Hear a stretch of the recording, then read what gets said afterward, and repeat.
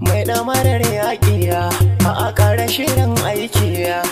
Kin zama in garma Hajiya Farida Musa Jauro yar ƙwarai, mai raba alkhairi a gurin mutane mai shaida gida-gida. Ni kuban kiɗa na girma yau zan je dan na gaida giwa a dangare. Hajiya Farida Musa Jauro zana doka watan bari.